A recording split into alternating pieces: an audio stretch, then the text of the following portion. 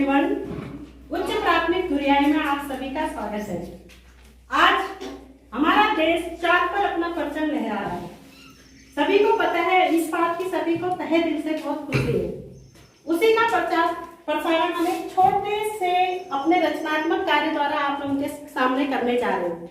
इसमें मेरे संपूर्ण स्टाफ श्रीमती सपना राठी, ज्योति और श्री कुलदीप शारदा जी ने पूर्ण सहयोग किया है और सहयोग के साथ साथ मेरे कक्षा 4 और 5 के बच्चों ने भी इस कार्य में मेरा पूरा सहयोग दिया है। तो एक बार सभी के लिए जोरदार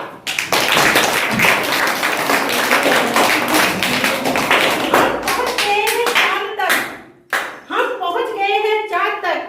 इस बात की हमें बहुत ही खुशी है। इस बात की हमें बहुत ही खुशी है। दुनिया में एक देश है अपना, जिसका तिरंगा आज जमीन के साथ साथ चांद पर भी है।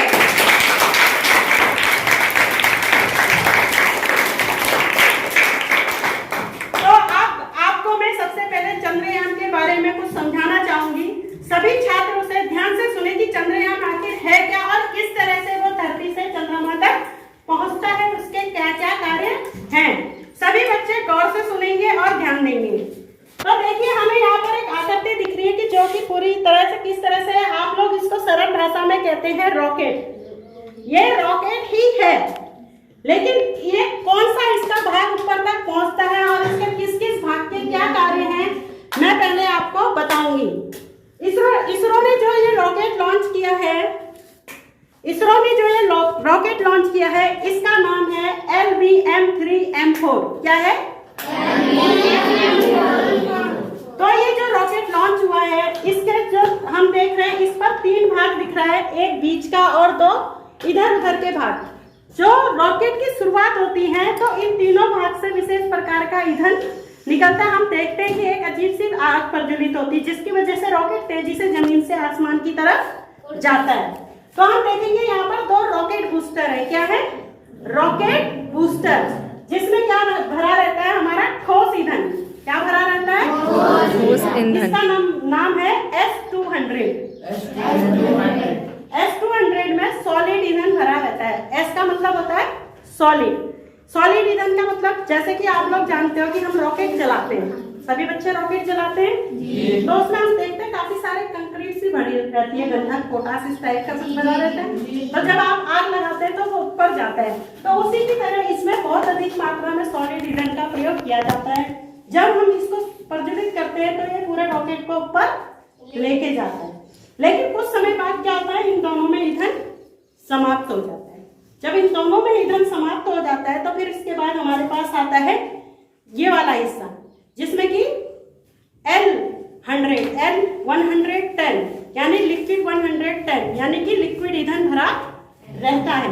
ये कुछ दूरी तक ये जब 2 हट जाते हैं, क्योंकि हमें ऊपर ज्यादा भार नहीं चाहिए होता है, तो ये दोनों बूस्टर हमारे इसमें से हट जाते हैं, जो कि अभी हम तुम्हें इसमें करके भी दिखाएंगे।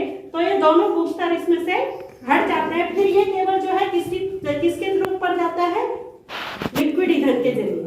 फिर ये लिक्विड ईंधन का भी पार्ट हमारा अलग हो जाता है। इसके बाद हमारा जाता है क्रायोटिक इंजन ऊपर। और लास्ट में आप तुम्हारी शंका को मिटाते हुए मैं एक बात बता देती हूँ कि ये पूरा हिस्सा कभी भी ऊपर चांद तक नहीं जाता। इसका केवल जो इतना हिस्सा है, जिसका नाम हमने रखा है विक्रम।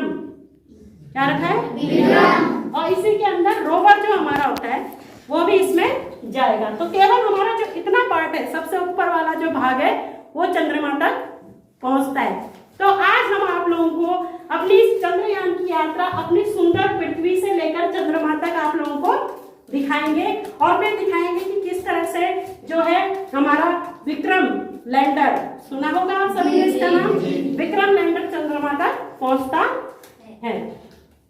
आसमां को छूकर देखा, तारों की करनी सवारी, चांद पर भी नचे हम भी तूफानों से यारी। आसमां को छू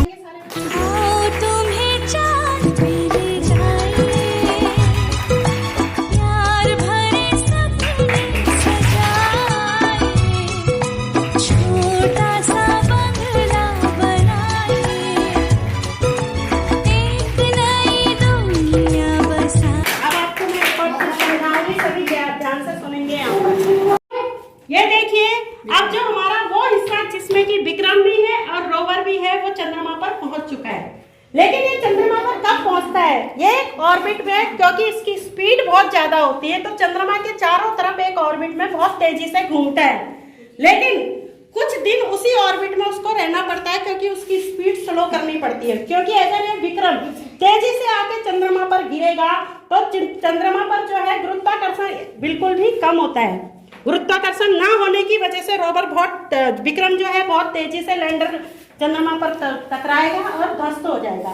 तो क्या करा जाता है, कुछ दिन तक इसे चंद्रमा के एक ऑर्बिट में घुमाया जाता है जहां पर इसकी स्पीड को स्लो किया जाता है।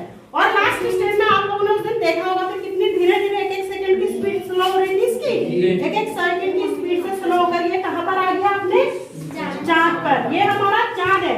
और सबसे बड़ी बात है कि दक्षिण पोल में, भारत के दक्षिण पोल में देखो चांद पर बहुत सारे देश गए हैं।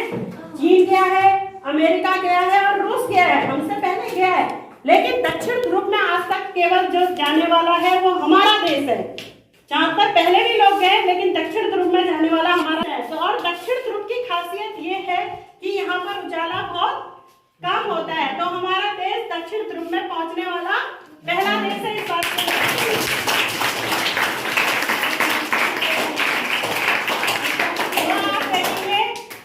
जो रोवर है, विक्रम लैंडर हमारा चंद्रमा पर पहुंच चुका है। हमने एक चंद्रमा पर यह दिखाया है, विक्रम लैंडर हमारा चंद्रयान पर पहुंच गया है। और अब हम बताएंगे रोवर जो है, जो कि सामने से नीचे से आएगा, ये देखिए लैंड करा। अब रोवर हमारा निकला। रोवर का नाम है हमारा प्रज्ञान। क्या है इसका नाम?